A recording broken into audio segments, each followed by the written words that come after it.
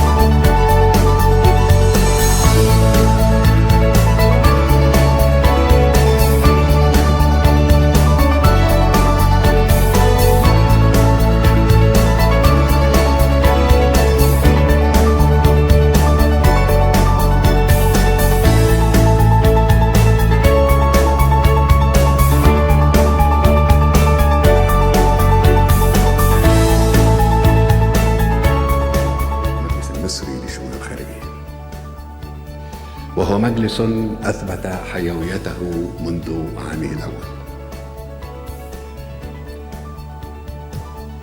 وقد أسهم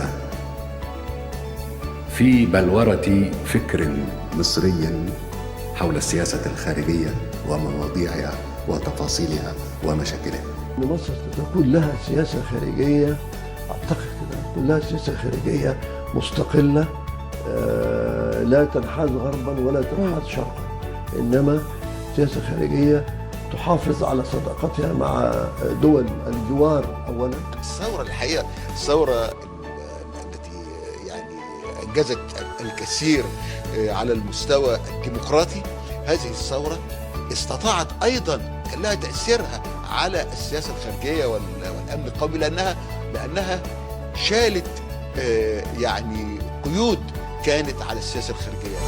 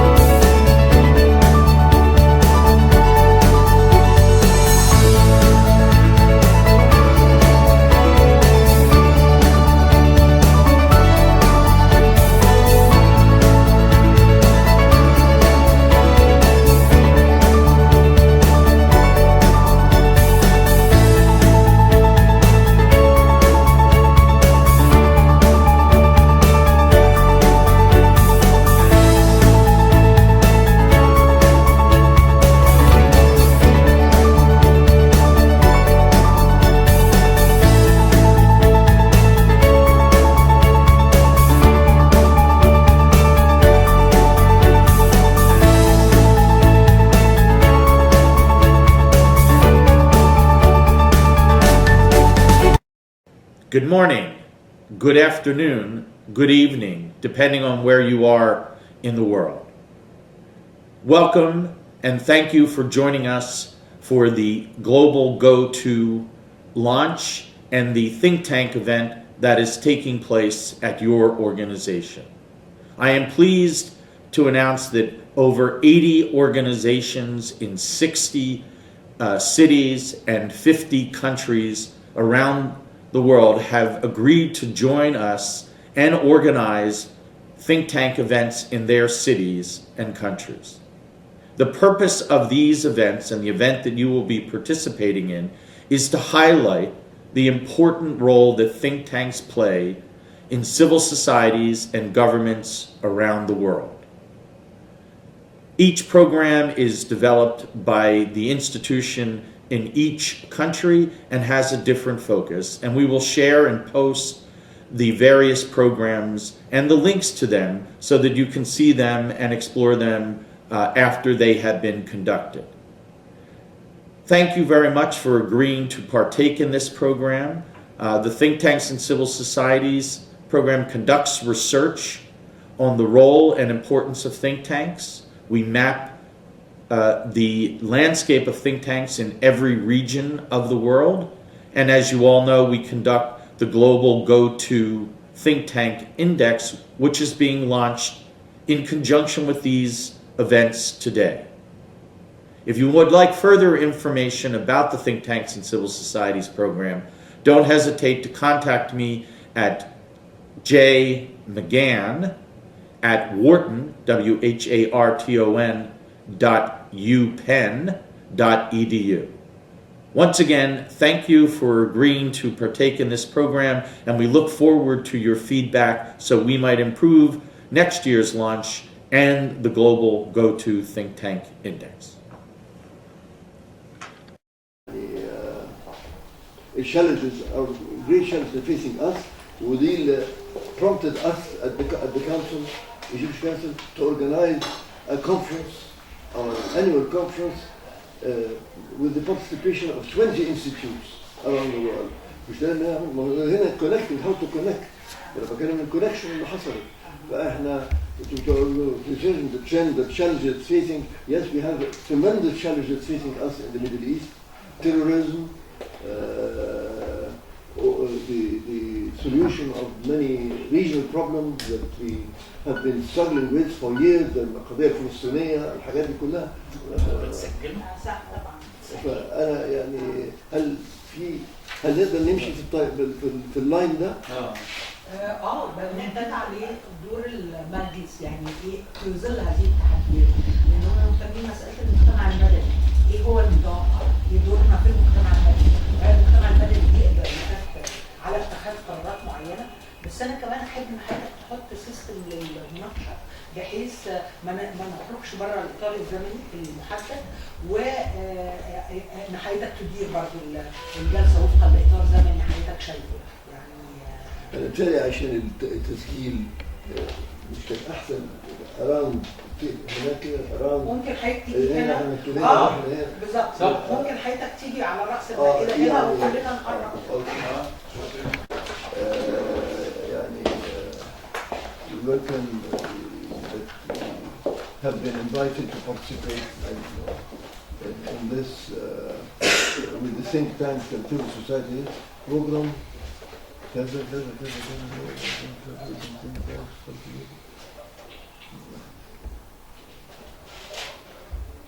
طب أنا بفكر إن إحنا نبدأ يعني هنا من كايرو. We are facing a lot of challenges in the Middle East, and we have just organized a conference to build bridges with our colleagues in many parts of the world, and we are very glad to be able to join this new group. هو new group مش كده ولا group that exists for a while now. هل هو ده group جديد ولا؟ No, it's not a new. It's not a group. It is a council. The council represented by some of its members to introduce and to comment on the issues of the event. Yeah. Mainly, as we understand, are the challenges facing the think tanks and the relations among them. يعني هي برضه السيستم انها the think tanks and civil societies program. So they have initiated a program بيتكلم عن what the respectable ambassador is talking about is trends and challenges facing think tanks, sustaining and strengthening and building capacity. احنا لسه مارين بتجربه جديده ننقلها. بالظبط. انا شايف كده يعني بغض النظر خلصتوا منها ما خلصتوش منها. والله احنا we are okay. All right. Can we start? Yes. How long? المفروض قد إيه؟ دكتور شلبي نحن يعني احنا نقول برضه 1 اور 1 اور از ان 1 اور كتير مش كتير والله انا شايفه يعني لحد ما نخلص. مفيش حاجه خلي نقولها بالك ان ده 60 مع 60 لحد ما نشعر ان احنا we covered الايشوز. طيب. يعني احنا we have 5 people maximum حتى لو كلمات متقاطعه maximum كل واحد هيقول 7 minutes في مداخلات مختلفه يعني متبادله. I think we can finish before. وعلى راي دكتور شاكر بس عشان هم لو عندهم 7000 think tanks فهم هياخدوا حاجه صغيره قوي. هياخدوا حاجه صغيره. هياخدوا فلاش. بالظبط بالظبط. طيب نبدا اي وقت. طيب good morning to all of you and we hope you have a nice to participate with the other think tanks and civil society program around the world. We ourselves here in the Egyptian Council for Foreign Affairs organized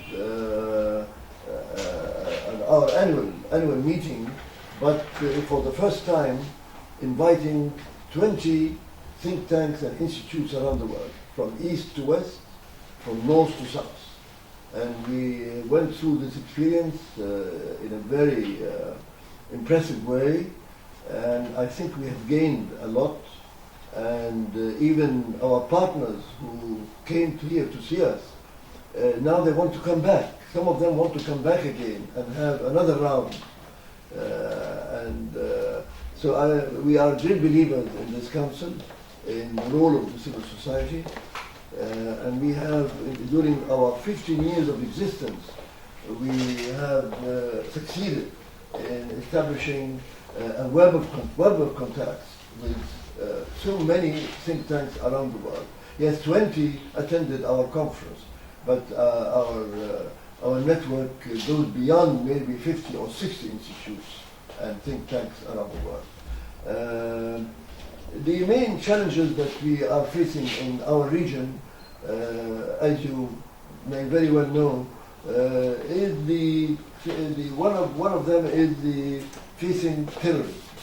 Terrorism is not facing us alone, but terrorism is really a great ailment, and we have to all join hands in combating terrorism. And we here in Egypt, we have suffered a great deal as a result of terrorism. And there are also many issues that we would like to discuss with you through our participation in this very, very worthwhile program led by the Pennsylvania University. And here I have 4 colleagues of mine who would like to say a few words on this issue. Shall we start with the ladies first? Yes, please. Anissa, and then, all right. Okay. Thank you, Ambassador Shaker.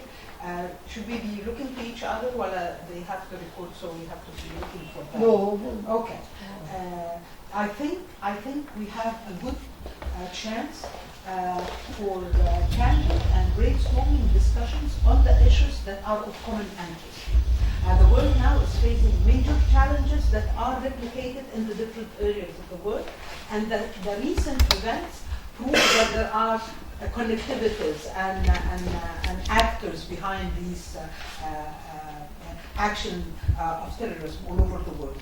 But the point here that each area has its own characteristics. We have our own background, we have our own reasons for that. Part of it, what has been emphasized over and over again, of the cultural context and misperceptions of the different beliefs the people are talking about, and the hostility and polarization that is increasing over the world. I think Egypt could really contribute with a positive experience based on the recent developments in Egypt and based on the wealth of experience that has been gained over a very difficult 4 years. We welcome very much this kind of cooperation with other think tanks, and we think that it is the role of the civil society to come out with ideas out of the box to help other civil societies and humanity all over the world. Amira? Yes, thank you, Mr. Ambassador. Well, in addition to what has been said concerning the obstacles or the challenges, I'd like to say that in emerging democracies, such as in the case of Egypt, there are a number of obstacles and challenges that are actually limiting the capacities of the think tanks in translating their ideas into realities. And in my view, these obstacles are mainly the three main obstacles. The first one is the lack of financial support, and I mean by that the domestic financial support. The second thing is the deficiency of strong researchers that are willing to participate in the think tanks. And the third obstacle, as we all know, is that some institutions consider the information they have as confidential. And of course, this hinders the work of the think tanks. But actually, I believe that after the two revolutions, especially after the 30th of June revolution, these three obstacles are being resolved to a good extent. Thank you. Thank you. Dr. Mounier Zahran? I think that from the very beginning, I welcome joining the think tanks and civil societies, which was organized and coordinated by the University of Pennsylvania. The objectives of the Egyptian Council for Foreign Affairs are, in fact, in a close relationship with other think tanks and civil societies, including the University of Pennsylvania program. So as a result of the relations established between the Council, the Egyptian Council for Foreign Affairs, with many similar centers and research centers abroad, a number of its members have been receiving invitations to participate in various workshops and conferences, and we have participated in many of them, including in the United States. So bearing in mind the link between foreign policy and the requirements to support the Egyptian economy, especially with regard to attracting foreign investments and promoting the trade with various countries around the world, in Europe, in Asia, and United States and Latin America. We have had a rule, and this is a challenge which we are helping through our activities to promote. The Egyptian Council for Foreign Affairs is an observer, having already joined the NGOs and other think tanks as observer in ECOSOC. Through this, we have had already many contacts with other NGOs and think tanks to promote the objectives of the United Nations and in finding solutions to many problems which are facing the world community. And in particular, in the Middle East, we have the Palestinian question, we have the issue of Jerusalem, and we have the comprehensive settlement in the Middle East, which we started in Egypt by signing the Camp David agreements and entering into a peace treaty with Israel. We were followed by Jordan, but many problems are pending through which we can contribute in the Egyptian Council for Foreign Affairs. And we have organized various meetings with the Palestinians and other Arab countries to join our hands with them in trying to solve the Middle East crisis. Besides that, since the Arab Spring revolutions, we were very busy also in organizing meetings to find solutions to the problems which have arisen since that period of time. And we are in a new era now after the 30th of June revolution, having already in mind the work plan and the objectives which were created since the 3rd of July 2013. We were participating in various activities related to the promotion of the new era which Egypt is going through. And I think that joining the think tanks and civil societies program would also have an interaction with them to face the various challenges that Egypt is facing now. Thank you. Thanks, Mounier. Now, Dr. Shalaby, Ambassador Shalaby, our Executive Director. Thank you, Mr. Chairman. I am ELsayed Amin Shalaby, the former Egyptian ambassador and scholar, and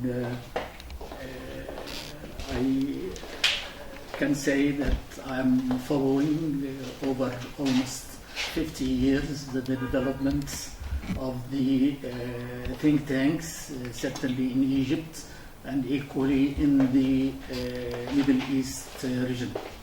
And through this experience, I can say that particularly during the last decade, a number of institutions and think tanks has been established in Egypt and the region. And these think tanks indeed includes well-educated scholars, researchers. They convene conferences, they convene seminars, round tables, come out with publications including ideas and initiatives regarding their countries and the region in particular. But I can say that one of the main challenges in the process in the working of these think tanks is exactly the relationship between what they produce of ideas and initiatives and its impact and influence on the policymakers. There is a sort of feeling among the scholars in these institutes that there was what they are doing, what they are initiating, what they are producing of ideas regarding the region's issues are almost not well received in the policymakers circles. However, I must say that recently, there is a sort of recognition among the policymakers and their establishments of the role of the think tanks. and they are from time to time are even invited to listen to them, and to have their ideas about specific issues, or almost or local or regional or international.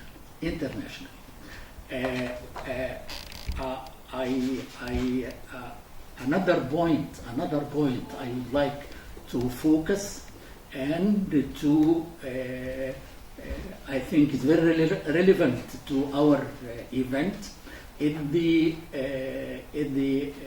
relations and cooperation among the institutes in the region, because as we are aware, the regional issues are regional, and they need a regional approach, a regional understanding, a regional solutions. Therefore, the importance of the think tanks in providing and advising ideas about how to deal with these issues. I'm sure that Ambassador Shakir, maybe later on, will refer to the role of the Egyptian Council of Foreign Affairs in establishing a sort of coordination among the regional institutes, but particularly on one very important security issue to the region, namely the non-proliferation and the making the Middle East a zone free from nuclear and mass destruction weapons. The Council established a sort of forum combining and inviting a number of institutes and think tanks in the issues in the region to regularly reconsider and to see how we can develop this initiative and how we can reach an implementation of the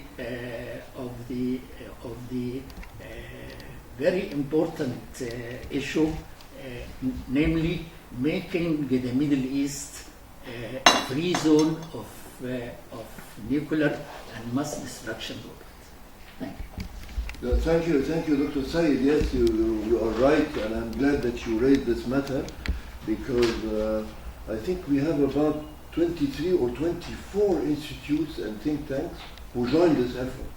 And we are contacting now the Arab League, who would be very happy to host an event for all these 24 or 25 institutes to come over here to Cairo and discuss together not only the non-proliferation and disarmament, the nuclear non-proliferation in the region, but also, as I said in my initial statement, is to push forward on the issue of terrorism in the region. So this coming meeting, hopefully very soon in Cairo, will deal with two major issues, two major hats: the terrorism and non-proliferation. We are very glad to have Dr. Mostafa Said with us, a member also of this institute, but he is also leading his own think tank, development Partners for Development, more geared to economic and social issues. So Mostafa. Yeah, I am Mostafa Kamel Said. I am professor of political science at Cairo University, and I ran a research center at Cairo University for about 9 years called the Center for the Study of Developing Countries. And I could not continue run this center because according to regulations at Cairo University, and I think this is very important, no director of a research center could remain in his post for more than 4 years. So this is a problem for the sustainability of the work of research centers, because by the time the director of the research center succeeds in getting financing, elaborates a program, he would spend 2 years, and then he has to seek another term of 2 years also, so I think this is very short. I left this center, and my friends thought that since we were doing good work, we should move outside of the university, so we established a sort of civil society think tank called Partners in Development. In the two cases of the Center for the Study of Developing Countries and Partners in Development, we define development in a broad way. So it's not only economic development, but it has also social, cultural, and political dimensions. So development means also respect for human rights, means also promoting social justice. And we tried not only to limit our activities to closed meetings, but we tried also to reach out to policymakers and to societal actors at large. I had also the opportunity to work in an important think tank in the United States. I spent 2 months working at Carnegie Endowment for international peace, and I published a piece of research there on the other face of the Islamist movement, and I continue to have links with Carnegie Endowment. I do participate in the activities of its regional center in Beirut. I think a major challenge facing think tanks in our part of the world is financing. Most of the think tanks have great problems ensuring them funds to support their activities. In the United States, I know think tanks can rely on donations from wealthy corporations, wealthy individuals. In our part of the world, this is quite difficult because wealthy companies do not like to waste their money on something that they don't think is very useful. So financing is a big problem facing, I think, almost all think tanks in our part of the world. A second problem is to maintain their professional integrity and independence. Very often, either political parties or the government or private corporations like think tanks to take positions which favor what they see as a good policy, either by the government or a good policy that the government should promote. A third problem is politicization. It's very difficult for think tanks to keep themselves aloof from the political debates that take part in the country, and therefore, if they maintain their independence and try to keep an independent position, they may have problems with the government or political actors. A fourth challenge is capacity building. It is very difficult to find people who have the right knowledge and at the same time also can translate this knowledge into policy recommendations. Very often we find scholars, university professors, experts who are very good at analyzing problems, but when we ask them, well, give us a solution, then this becomes a big problem for them. So I think if we define the challenges in this way, we can find out what should be done in order to promote the role of think tanks. The role of think tanks is very important because very often also the government does have its own research institutes. This is the case in Egypt. There are many institutions within the Egyptian government who can offer, policy recommendations based on research. But I think it is important also for the government to hear other voices, and therefore the presence of civil society think tanks is very important in order to offer disinterested recommendations to the government, and also in order to integrate large sectors of public opinion. But as I said, it is very important for civil society think tanks to find sources of financing that would enable them to maintain their independence. And I have noted that in fact donor agencies are not interested in think tanks, and I'm talking out of experience. Aid donors are interested in what they say results. They would like to see results. In other words, they are interested in financing, someone who is going to get people to register as voters, or someone who is going to carry out a project to alleviate poverty. So they can say, well, we have achieved something. We helped in alleviating poverty of, 100,000 people in a village in Egypt or India, or we have succeeded in integrating women to become voters. But this is not the task of think tanks. Think tanks offer policy advice.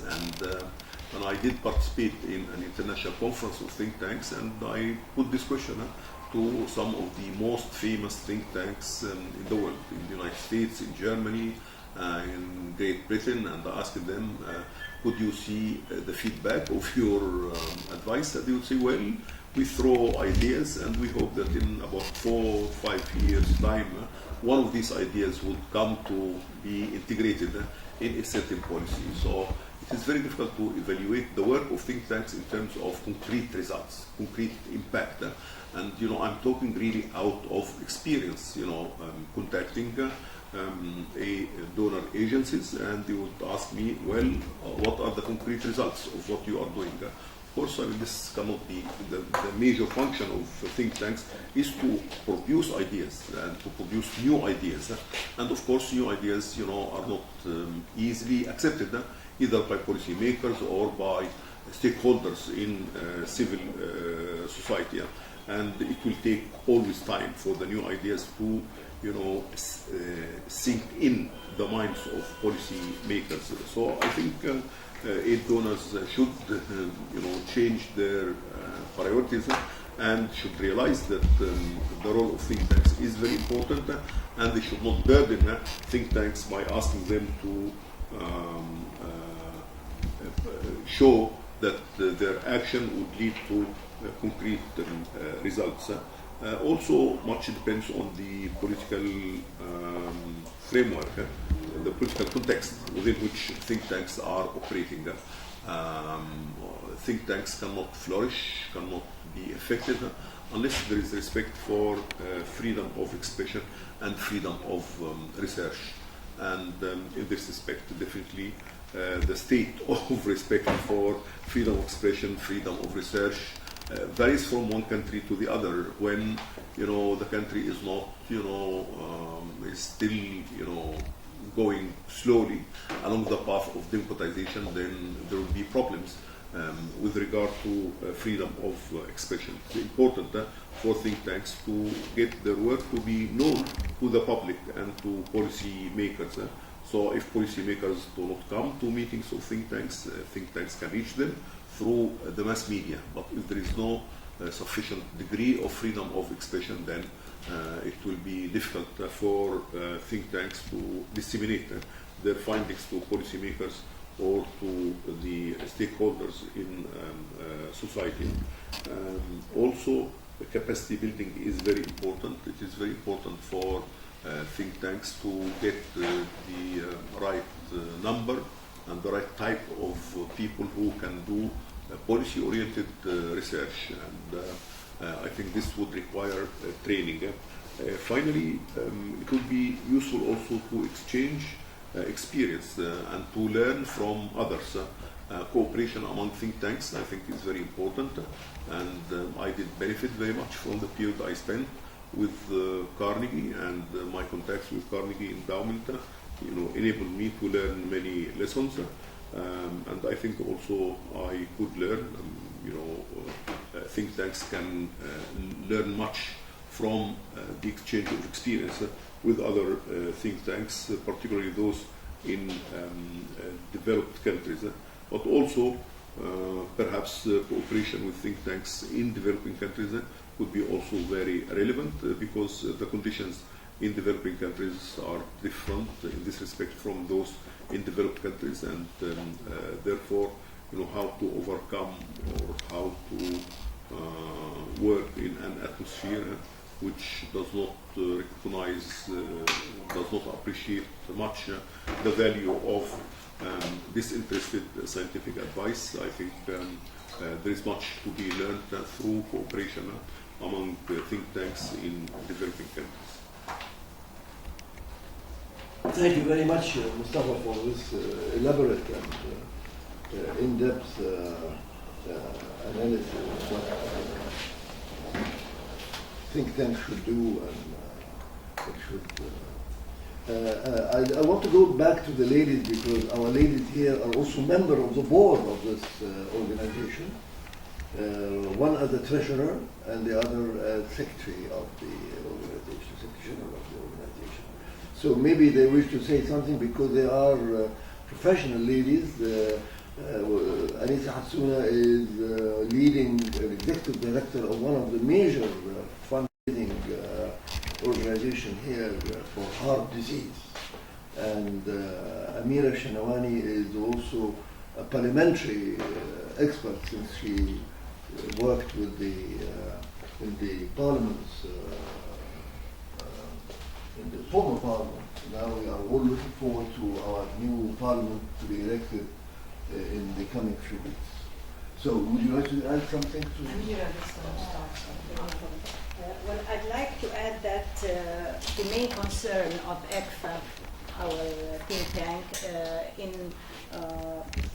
regarding establishing a zone in the Middle East free of mass destruction weapons is because establishing such an area will end the present trend of some of the states in the area in having nuclear programs, not only for peaceful means but also for military means. And they are going to do it. They don't mind doing it, even whether secretly or even in an open way.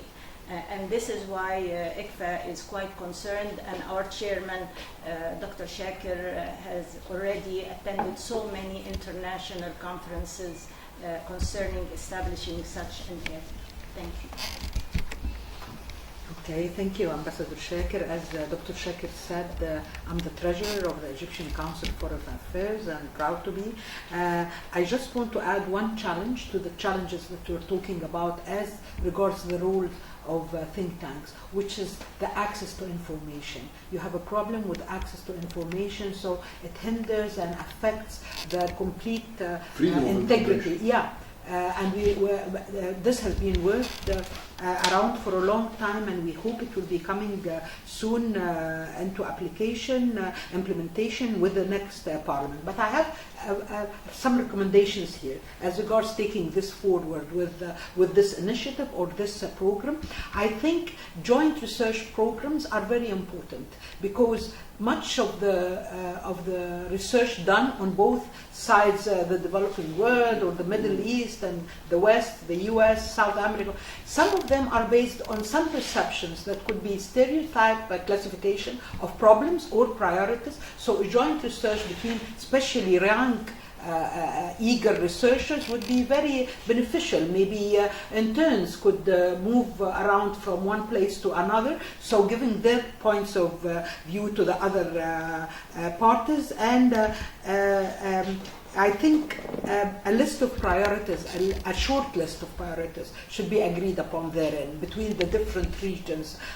What are our priorities, what we would like to learn from others as regards, and what we can offer the other parties from lessons learned from our culture, from our history, and how things are tackled in this part of the world. And the advantage of think tanks is that people are not loaded with constraints. They should speak candidly and frankly about what they are facing and benefit from others. Thank you. I would like also to introduce two of our young researchers, Nazli and Selma. Could you come and say just a few words? Join the table. Your impressions of being here with us in the council? Yeah, that's it. Yeah.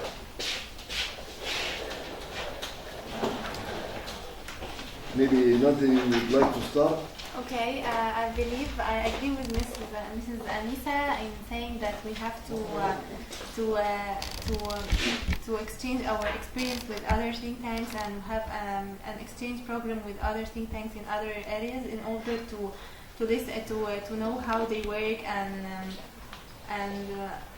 exchange our experience with them. Okay, and I also agree with my colleague Nazli, and I think I will add for what Dr. Mostafa had said about capacity building, because I think this is something very important to put the right people in the right place to be able to reach good and consistent results at the end. So I think it's very important things regarding recruitment and things like this. And really, both worked very hard on arranging our meeting a few weeks ago. Our annual conference. They really worked very hard on connecting, getting the right response here and there, and we depended completely, entirely on their energy and even thinking. There's a line of women sitting. Exactly. Don't say something.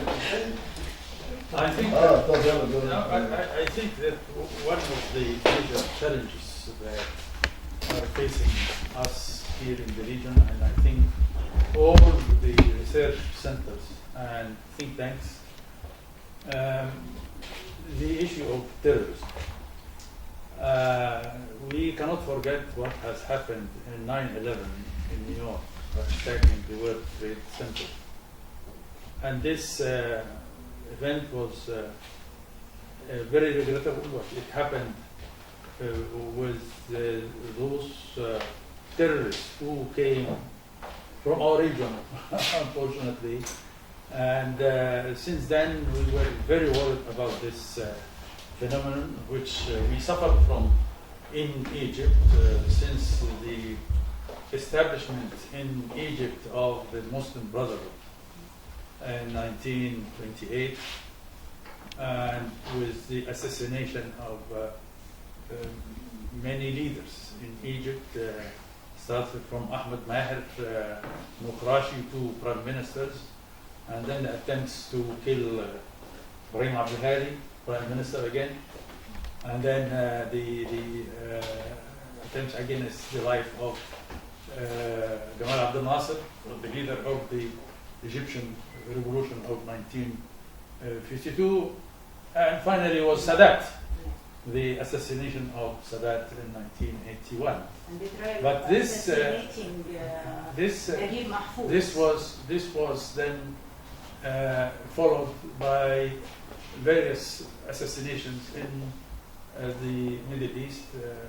I'm not going to name them one after the other, but the spread of various terrorist organizations which were affiliated to, one way or the other, to the Muslim Brotherhood, like Nusra in Syria, Daesh later on, but before that was Al-Qaeda. So I think that this phenomenon is very important. We were very concerned about it, and King Abdullah of Saudi Arabia was alerting the world community about the spread of this phenomenon to other European countries. And a few days ago, you have seen what has happened in Paris, the mass killing of the editors of the newspaper Charlie Hebdo, and what followed. Now, I think many leaders in Europe agreed with us that this is a phenomenon of international dimension, and many leaders in Europe and even also in the United States, they were very concerned about it. That followed with the initiative of President Obama to organize a conference in February to deal with the issue of phenomenon. I think we are very concerned about it in the Egyptian Council for Foreign Affairs.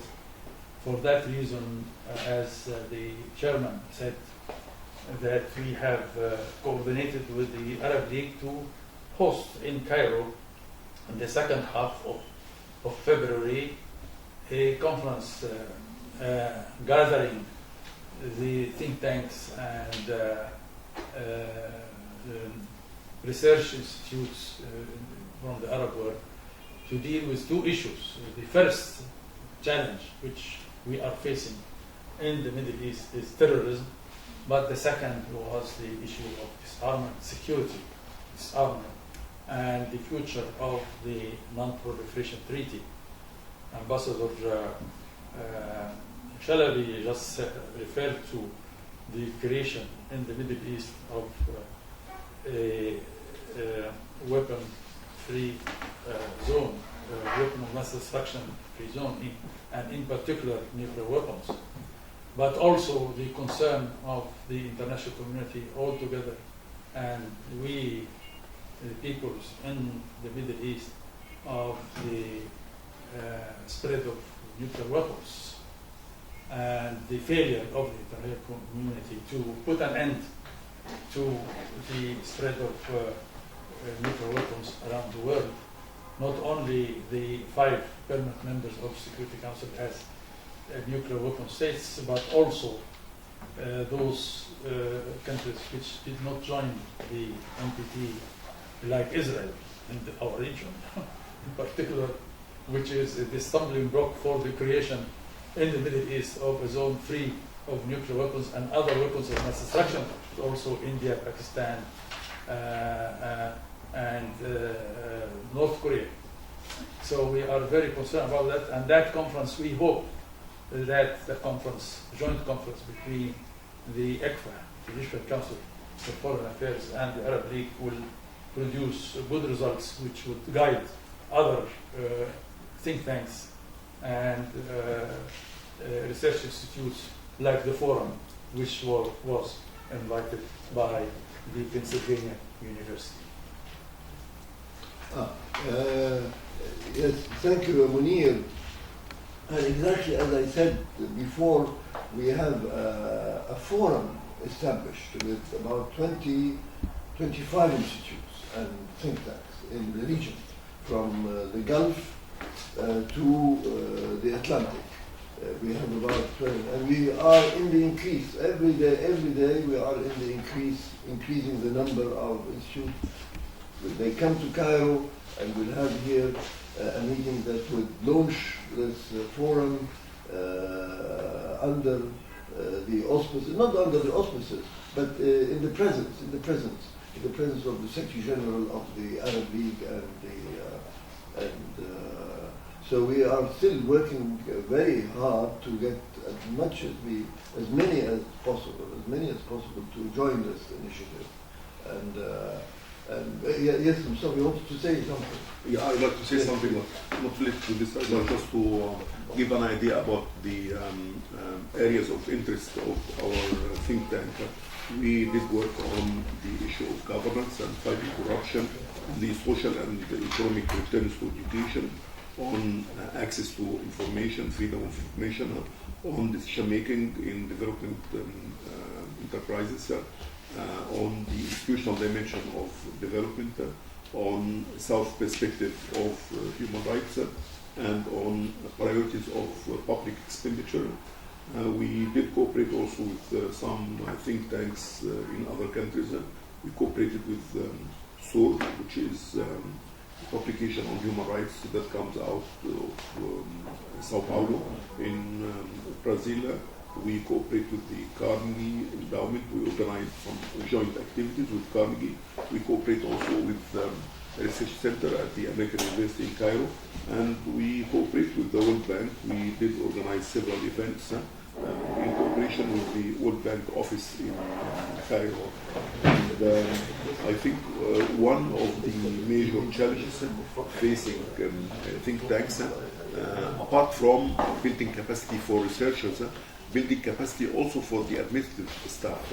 I must say that I have to write myself invitation to the events of the of partners in development, because people who are working with me are not sure of the right formulation of just an invitation.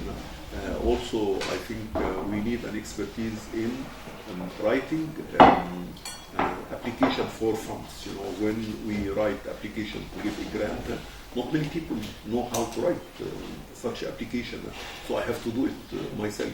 So in fact, the tasks of a director of a think tank in our part of the world, particularly in Egypt, I think, does not include only elaborating a program of research and carrying out research himself, but he has also to be involved in administrative work, which should be the job of the administrative staff. But administrative staff either are not qualified enough to do this, or one has to pay a smart salary for someone who can do this. And in fact, even with money available, it is very difficult to find people who have this kind of skill. And I think this is a major problem for think tanks in our part of the world. I know that my colleagues who run other think tanks have to write themselves these grant applications because their administrative staff is not qualified enough. I'm not saying that the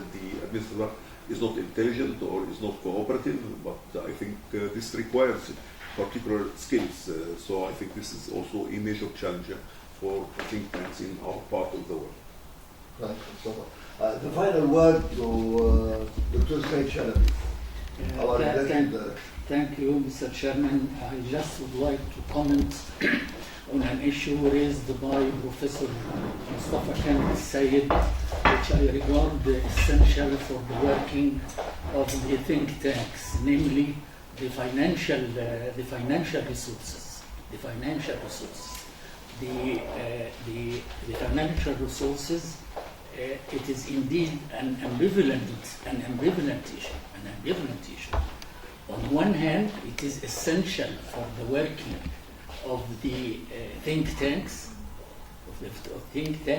and on the other hand, it might have impact on the independence of the think tank, on its independence and the independence of its working, its ideas, its policy paper they produce. As far as ECFA is concerned, from the very beginning, the Council chose not to accept any donations, any foreign donations, even from the Arab countries.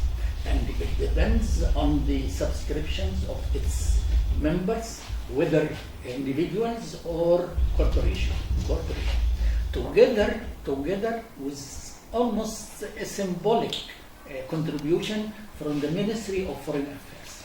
Here we can say that throughout the last 15 years, when we received annually this symbolic, in all sincerity, we never, and objectivity, we never felt that the Ministry of Foreign Affairs have any impact or have any imposed any ideas on the working of the council. Or direct. On the other hand, there is a sort of what we are hopeful of cooperation and coordination between the think tanks and the policy makers. In a number of the council's events which discuss and deals with the regional and the international issues, we invite the representatives of the Egyptian Foreign Ministry to participate, first of all to listen to what the scholars are saying and their ideas, and also they might introduce to the speakers the official line on the issue discussed. Here, I believe, is a very good combination of what we are hopeful seeking of coordination and of between the think tanks and the policy and the policy makers. Thank you. Good. You raised this point, Dr. Sayed. It's a good point. It's a two-way street, our relationship. We volunteer producing research papers for the foreign ministry, whether they would like to make use of it or not. And they sometimes seek our advice also on certain issues. So it's a two-way street. And maintaining our independence. Exactly. Okay, that has been a very good, successful, in my view, tour d'horizon of what we are doing here in the council, and